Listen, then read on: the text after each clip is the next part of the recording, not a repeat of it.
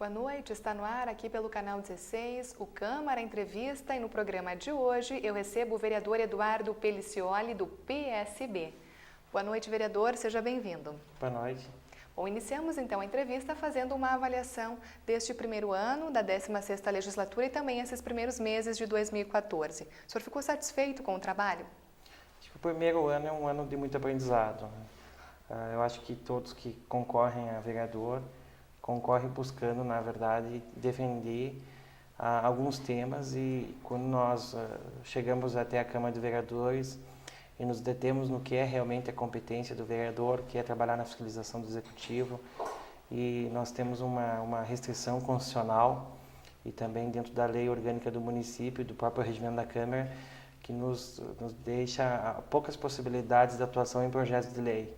Então, nem tudo aquilo que se acredita que tu pode protocolar e trabalhar como vereador é possível. Então, nós trabalhamos muito com a ferramenta de indicação, projetos, proposições, né?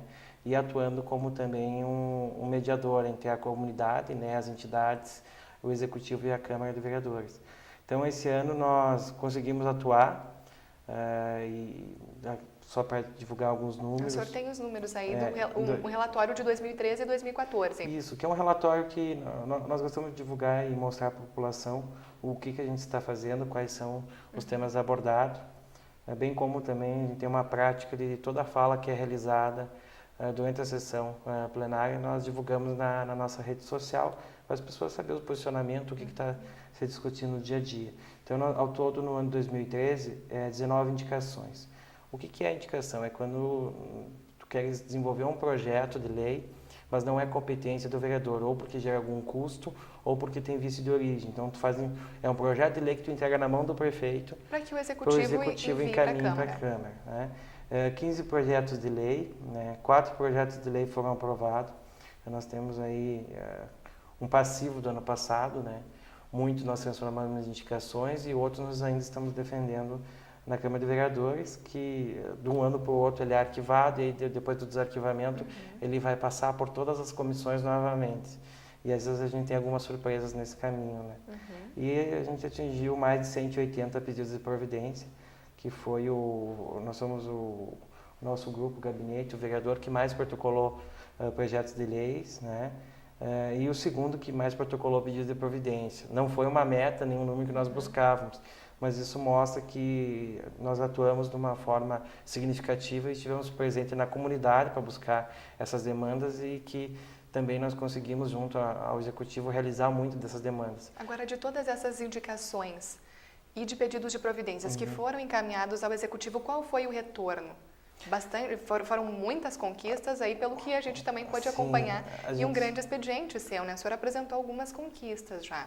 60% dos nossos pedidos de providência foram realizados pelo Executivo.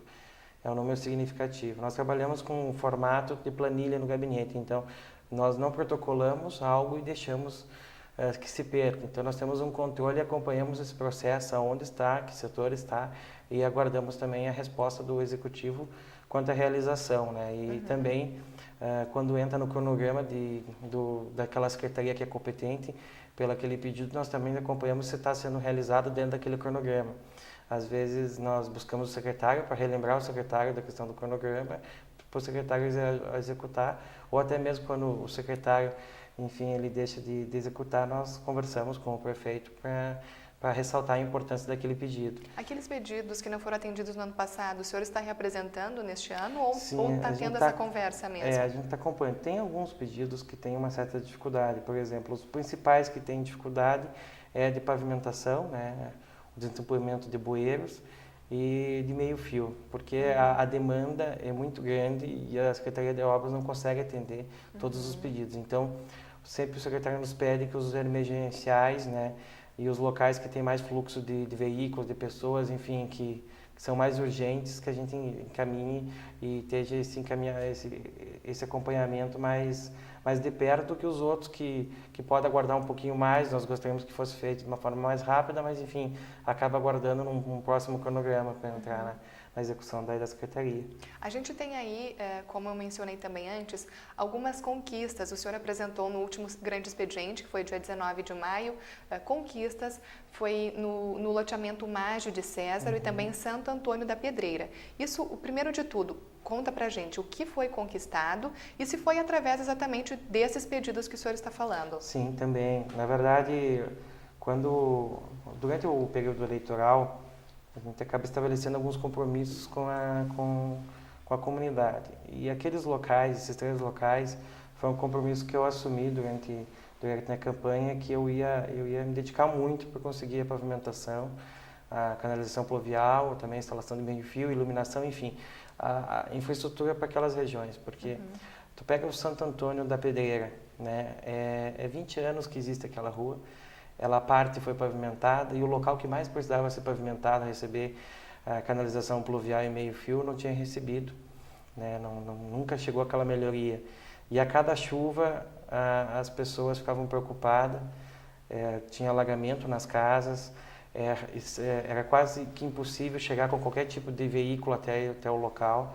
Até eu divulguei uma filmagem do morador que recebeu aí como primeiro dia do ano 2014 uma enxurrada e eles tendo que fazer valetas na rua para desviar o fluxo da água para o outro lado da rua, porque se viesse para o lado das casas, enfim, como várias vezes aconteceu, ia ter alagamento, eles iam perder móveis, eletrodomésticos.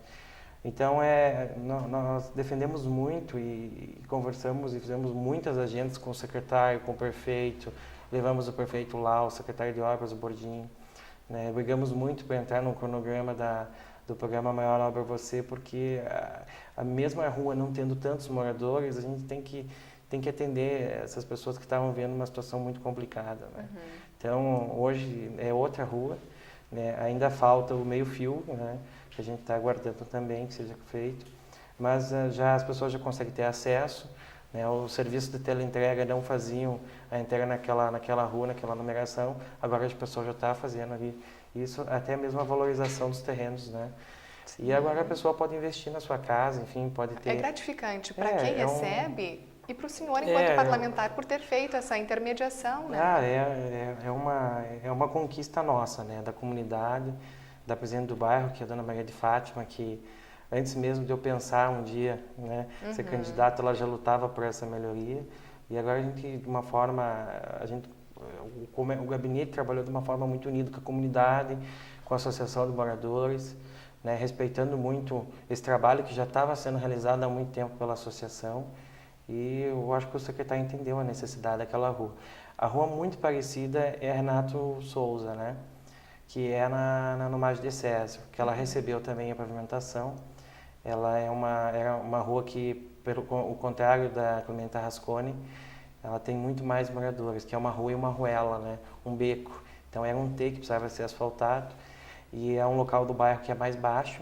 Então acaba que toda a canalização pluvial das outras ruas caíam ali. Não poderia, mas tem muita ligação de esgoto clandestino, a gente está sempre acompanhando, denunciando para a Corsã.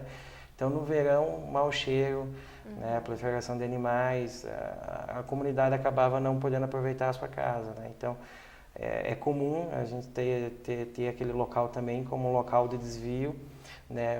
As pessoas que vêm em direção ao margem, para não usar a RS 324, que tem uma conversão perigosa ali na entrada, elas estavam usando a outra via e passando por essa rua. Então, tinha circulação de veículos pesados, então a poeira, né? E todas essas condições faziam que as pessoas ficassem reféns das suas casas. Tinham que viver trancadas dentro de casa, né? Pelo mau cheiro, pela questão da poeira e quando chovia pelo barro. E chegou o momento de ter tantas valetas na rua que praticamente estava intransitável. E hoje é uma outra rua, né? A rua tem vida agora, né? As pessoas estão na frente das suas casas, tomando chimarrão. Ali também ficou uma boa alternativa para quem quer desviar dessa conversão que é perigosa. Então entra pelo bairro Matos e passa por essa rua para entrar no Mágio de César. E acaba que a população ficou muito agradecida também, né? Porque era uma demanda de 30 anos, né? Então há 30 anos que se discutia isso. E lá a gente fez o diálogo diretamente, sem a associação de moradores, né? A gente se colocou à disposição da associação para para unir os pedidos que já eram realizados, eles acharam que não era interessante, então a gente foi direto no grupo de moradores, dialogou e conseguiu levar essa demanda daí para o secretário de obras. Vereador, agora conquistas também vieram de Brasília. Há pouco tempo o senhor esteve lá na capital, conversando com o deputado do seu partido, para trazer recursos, então, para uma escola no bairro São Cristóvão. Primeiramente, essa escola ela iria atender não apenas o bairro São Cristóvão, mas também as comunidades ali ao redor. E seriam para cerca de 200 crianças, é essa a necessidade da região? Hoje nós temos uma escola infantil.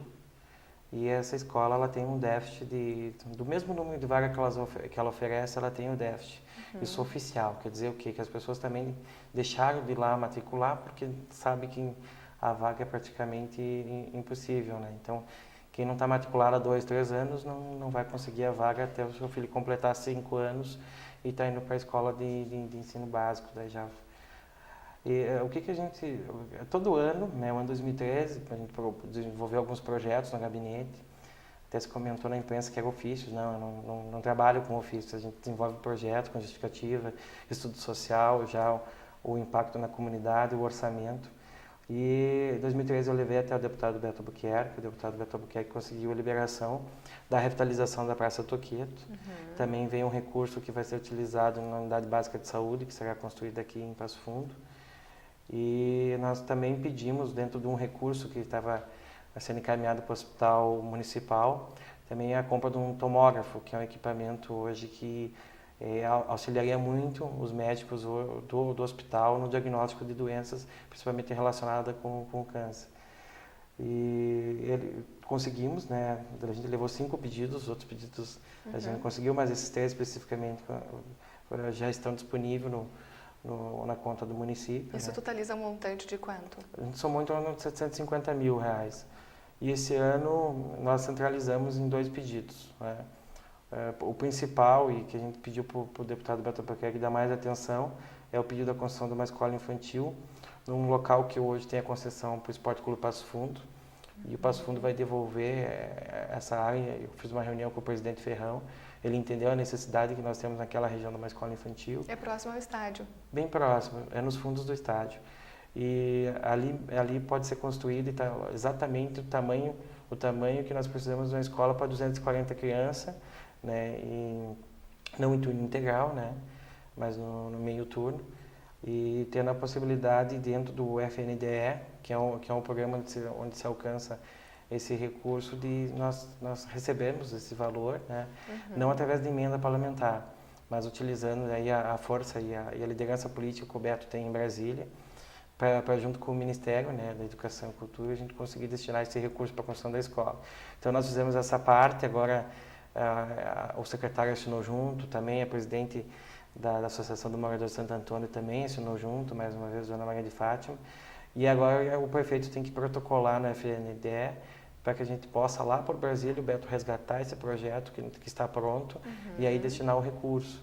Então, foi alguns passos nós já conseguimos para o caminho da escola, mas ainda falta uma boa parte ainda.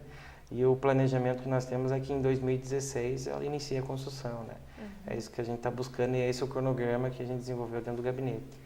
Vereador, agora falando um pouquinho da Comissão de Educação e Bem-Estar Social, que é uma das comissões tidas como a mais popular aqui do Parlamento, já que está exatamente mais ligada, mais próxima à comunidade, exatamente pelo próprio nome, né? Comissão de Educação e Bem-Estar Social. O senhor não só permaneceu na comissão, como no ano passado, mas assumiu a presidência do grupo nesse ano.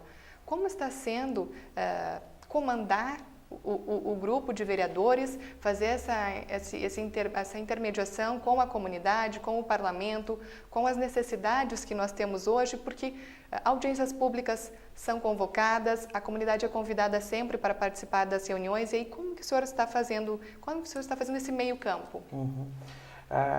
A SEBS é uma comissão que ela tem com a sua temática muito ampla.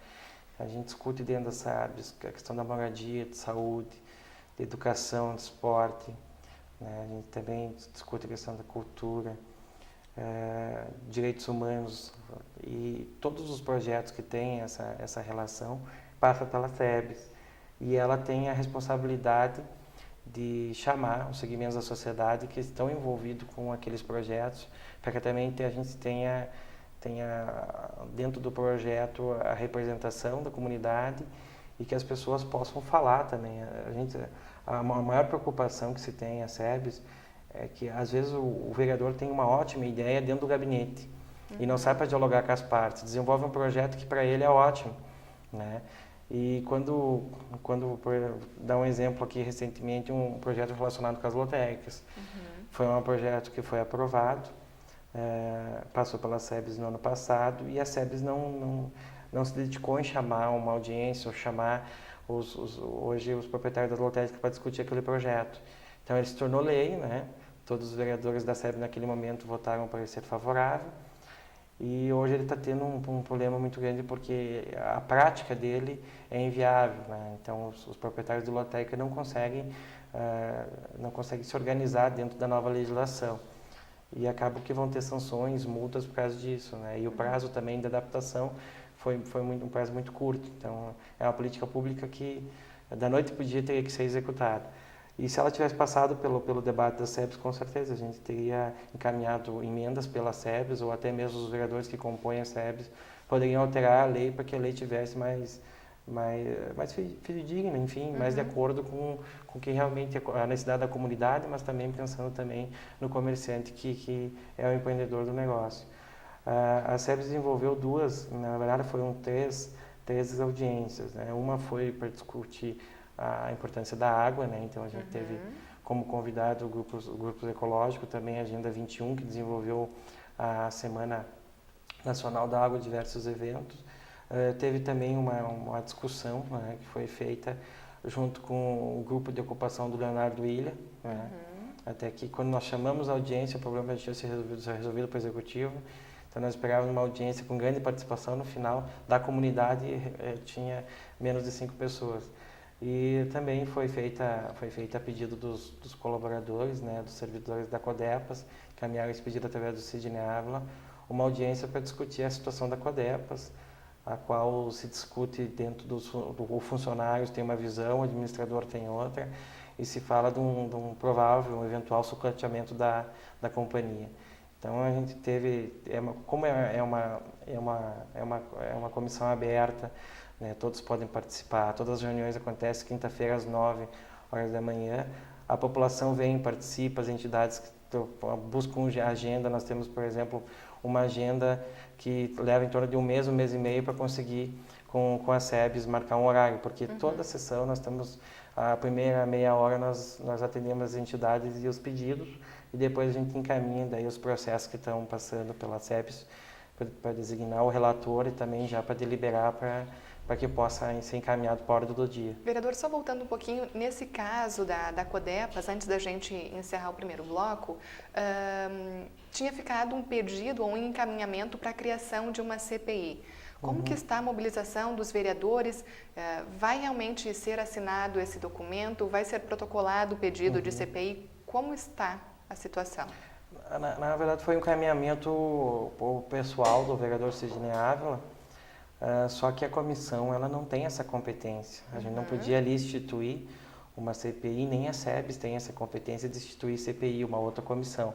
E o vereador Sidney Ávila, ele como vereador, desenvolver o requerimento e buscar as assinaturas necessárias, que são 1/3 dos vereadores, são 7 assinaturas, e protocolar com a comissão de inquérito. Agora, eu não vejo hoje, né, realmente a necessidade dessa CPI.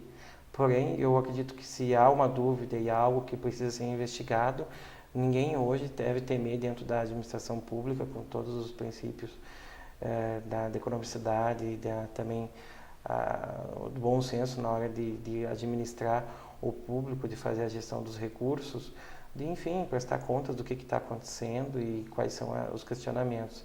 Eu acho que através de um pedido de informação, que seria o primeiro passo, o vereador teria aí dados, né, e argumentos suficientes para realmente propor uma CPI ou não.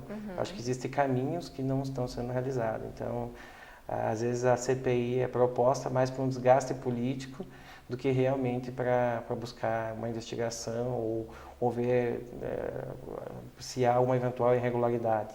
Uhum. Bom, nesse programa eu estou conversando com o vereador Eduardo Pelicioli, do PSB. Conhecemos um pouco mais das ações dele neste mandato, na 16ª legislatura, e no próximo bloco a gente retorna falando um pouco das ações em prol da causa animal. A gente volta em seguida.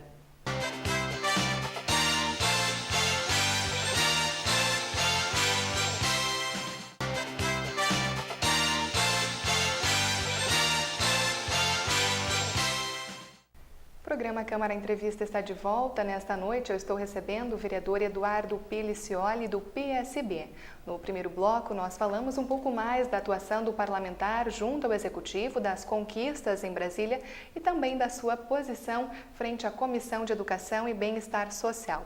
Nesse bloco a gente vai iniciar, vereador, falando das propostas em defesa da causa animal, como por exemplo, agora que retornou, o senhor trouxe novamente para debate o projeto para extinguir as carroças do município. Foi apresentado no ano passado esse projeto, esse ano está voltando ao debate e eu quero que o senhor esclareça, então, aos nossos telespectadores o que traz a proposta. Não é apenas pensando no animal, né, mas também naquela pessoa que está diariamente junto com ele. O projeto ele tem alguns objetivos, né? O projeto protocolado em 2013 ele evoluiu bastante. Com o diálogo que a gente teve com os próprios carroceiros, né, com alguns pedidos e acordos que foi feito com os próprios vereadores. Chegou um momento que nós tivemos que tirar o projeto da pauta de votação, porque ele não ia ser aprovado. Então, nós buscamos um acordo, conversamos com os protetores, e os protetores foram um pouco flexíveis, então a gente aumentou, seria 2 anos do prazo da redução gradativa do veículo de tração animal, e ele passa para ser 3 anos. Dentro desses 3 anos, se o município não conseguir implantar a política pública para que possa adequar tanto as famílias que hoje trabalham com a reciclagem ou que fazem frete com os veículos de tração animal, ela pode renovar esse período por mais 3 anos. Então, o período máximo para adaptação 6 anos. Nós criamos dentro do próprio projeto algumas alternativas, que é, durante esse prazo da redução gradativa, as pessoas que trabalham hoje como carroceiras, que são os nossos recicladores, e que trabalham também fazendo fretes, né, principalmente nos bairros, para que essas pessoas pudessem ser direcionadas para os outros segmentos e outras profissões, né, dando o curso de formação, participando da Universidade Popular, e aqueles que querem permanecer com essa atividade de reciclador ou de continuar fazendo pequenos fretes, então a possibilidade de, através de uma cooperativa, e de uma política pública como nós a conhecemos e estamos acompanhando, a que está sendo proposta pela SEDA em Porto Alegre, com recursos do BNDES e do Banco do Brasil, uma linha especial de crédito, a aquisição de veículos utilitários, né? E esses veículos possibilitaria que eles trabalhassem, né, conseguindo agregar mais valor no trabalho deles, conseguindo, na verdade, aumentar os lucros, né? E que também eles também teriam um trabalho mais digno, que daí não estaria à mercê das condições climáticas, então do sol quente, da chuva, estariam num veículo adequado para isso, podendo se tornar um microempreendedor. Naquela ocasião, exatamente, que o senhor disse que o projeto foi colocado à votação e precisou ser retirado, os carroceiros estiveram aqui na Câmara para acompanhar se o projeto realmente iria à votação.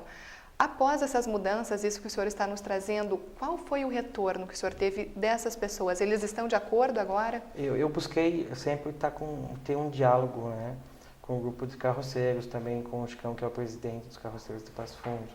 Mas esse diálogo é muito difícil. Esse diálogo ele acaba tendo muitos ruídos de interesses, né? Então, existem outros vereadores que abraçaram, na verdade, os carroceiros naquele momento e acabaram fazendo com que eles acreditassem que o projeto ia contra eles. Enquanto o projeto ele tem 2 viés, a questão da causa animal e o social. Então eu não vejo, e como eu vi vereadores falando na tribuna, que os carroceiros são os coitadinhos. Não, são pessoas de oportunidades de direito, a qual o poder público tem a responsabilidade de ofertar uma melhor qualidade de vida. E a gente tem a possibilidade, através desse projeto, com um prazo de 6 anos, onde tu vai ter 2 administrações para ter o desenvolvimento junto com a Secretaria de Meio Ambiente e a SENCAS, o desenvolvimento das pessoas e a retirada dos animais da cidade. Mas eu acredito que eles vão continuar tendo essa rejeição, porque tu está quebrando uma questão cultural, né? Então, quando tu fala a retirada do veículo de tração animal do perímetro urbano, ainda as pessoas têm uma visão muito romântica do que é a carroça, né? Do que é a vida junto com o animal. Mas elas não conhecem o outro lado da moeda, que esses animais acabam, a sua grande maioria, com as condições de tanto de mantê-los como também de saúde péssima. Então, a maioria desses animais estão abaixo do peso, né, estão desidratados, não são ferrados adequadamente, são submetidos a diversos tipos de solo e uma jornada de trabalho de 8 horas diárias. Muitos têm os olhos Os furados, olhos furados, né? Para né? não se assustar com o movimento do Não se carro assustar também. com o trânsito. Inclusive, nós temos até situações que foram furados os 2 olhos do cavalo. O cavalo, então, ele andava só pela condução, né, daquele que acompanhava a carroça. Então, isso é crueldade, né? Isso é maus tratos, isso tem que ser denunciado. Nós acompanhamos lá onde está realizando, o Passo Fundo tem, a Prefeitura de Passo Fundo tem o convênio com uma hotelaria, que os animais eles chegam a uma condição de maltratos, né? Que chega a se tornar muito difícil recuperar o animal. Existe uma fila também de pessoas querendo adotar esses animais, e os animais hoje são em torno de 30, eles passaram por tantas situações que até tem dificuldade de chegar num ponto de saúde que, enfim, que a prefeitura possa doar com tranquilidade. Então nós queremos evitar isso, eu acho que a gente tem que ter esse cuidado. Sempre falo que o animal é como nós, ele sente dor, sente frio, sente sede, sente calor. Né? Não existe a possibilidade de qualquer ser humano trabalhar uma carga horária de 8 horas por dia, de pé descalço, vamos dizer assim, enfrentando calçamento, asfalto, estrada de chão, né? Com um peso superior, às vezes até 2 vezes mais do que é o peso aqui é um exemplo a pessoa, mas que seria o animal. Então é inviável, essa prática é medieval. A cidade de Passo Fundo hoje se industrializou, ela está num outro patamar. Eu acho que nós temos que evoluir também essa questão. E um exemplo também que foi apresentado, né, nessa hotelaria, quem acompanhou os pronunciamentos do vereador sabe o que a gente está falando, foi um cavalo que ele foi campeão em vários rodeios, depois ele foi puxar carroça, né? E aí sim ele teve os olhos furados, era esse o cavalo que o senhor se referia antes, os olhos furados, e hoje ele está lá nessa hotelaria tentando ganhar peso, porque como ele já tinha sido submetido a tantos maus tratos, ele também não está conseguindo atingir um peso ideal para aí sim ser adotado. Acontece muito disso. O cavalo, depois de uma certa idade, quando ele, entre aspas, não serve mais para aquela função, ele é descartado como um objeto. Essa é uma crítica que nós temos também da conscientização da população, que usa esse animal como uma ferramenta de trabalho, né? E esse animal ele foi dedicado ao esporte parte da vida dele, depois que envelheceu, né, como um campeão que acabou nas carroças, e das carroças ele foi abandonado com os 2 olhos furados, né, muito abaixo do peso e com muitas cicatrizes pelo corpo. Então foi esse o cuidado que se deu a um cavalo que foi campeão.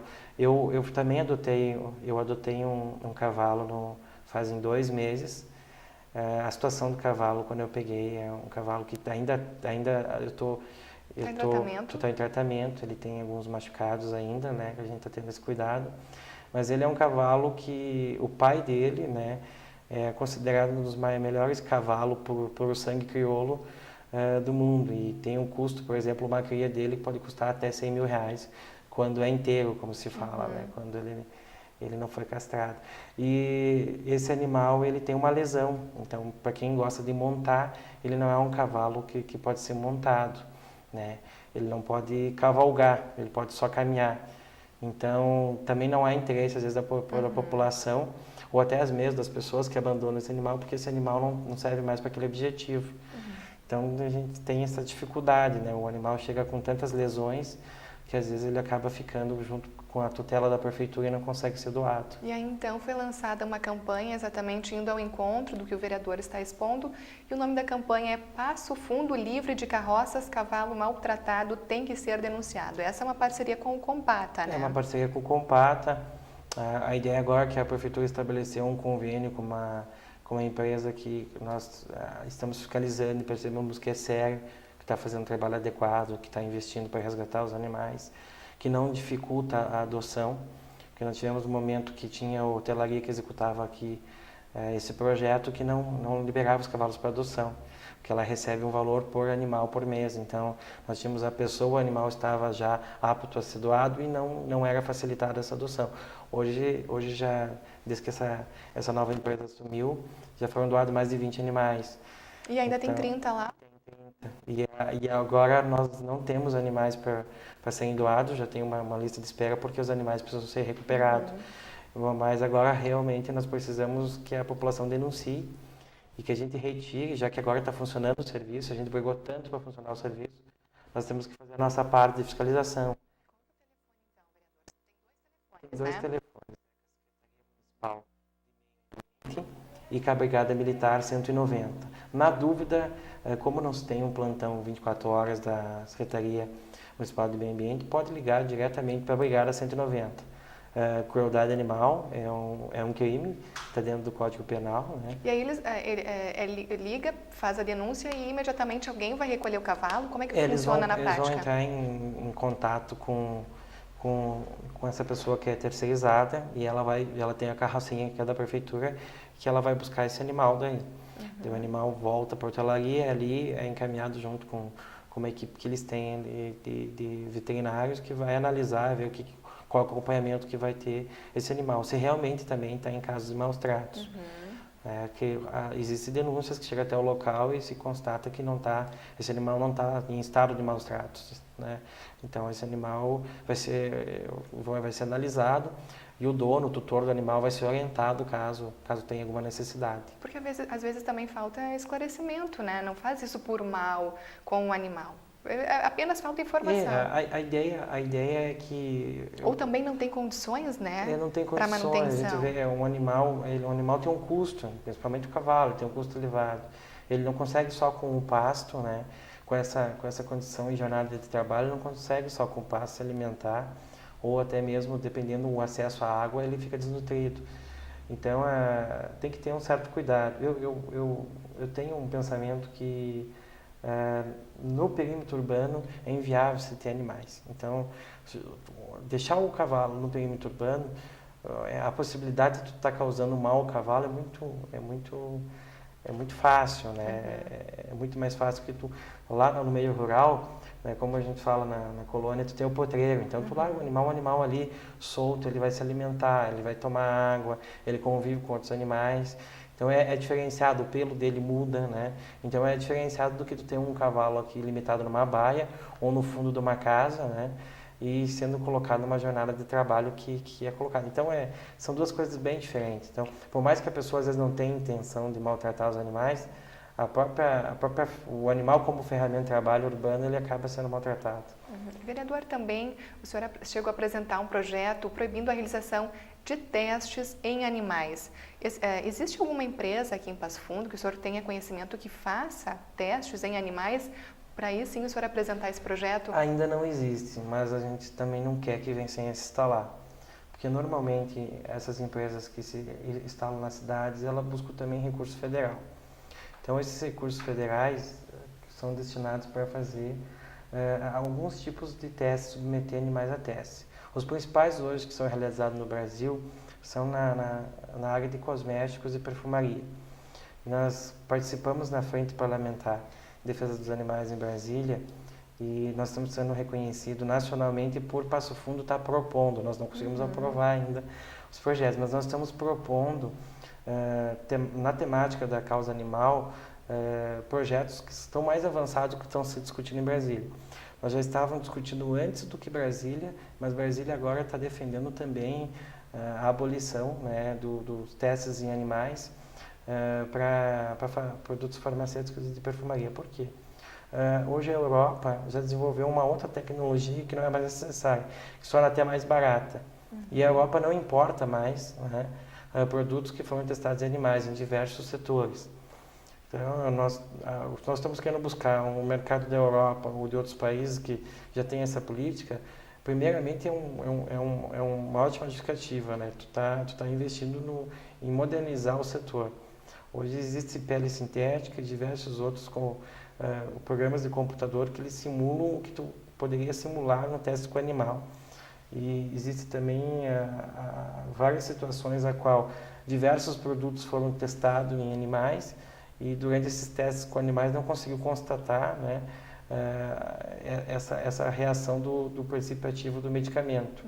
E aí quando se passou para o teste em humanos, criou situações, até diversos efeitos colaterais que até, enfim, se discute muito dentro da medicina, como que nos animais não afetava e como no ser humano tem essa mudança. Um exemplo disso é o fumo, né? Então, durante um período muito grande foi utilizado o teste com fumo, né, em macacos, coelhos e ratos. E eles têm resistência ao fumo.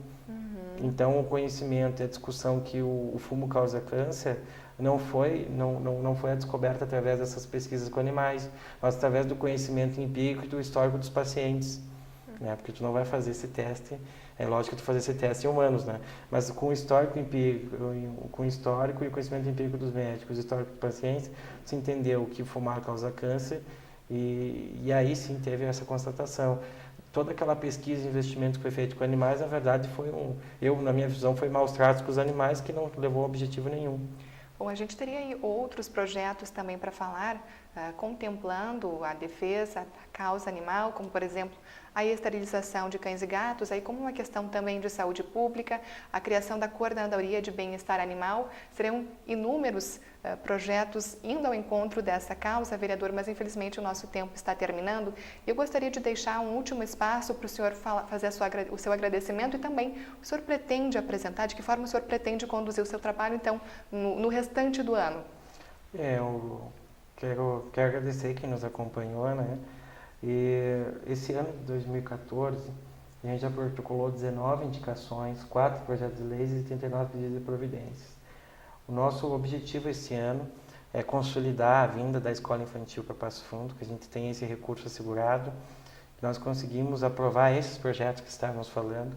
Também um projeto que é muito importante para mim e para a comunidade de Passo Fundo, que é o projeto Cidade Limpa, né, que foi todo remodelado, foi retirado também da pauta de votação no ano passado, uma manobra política no final do ano.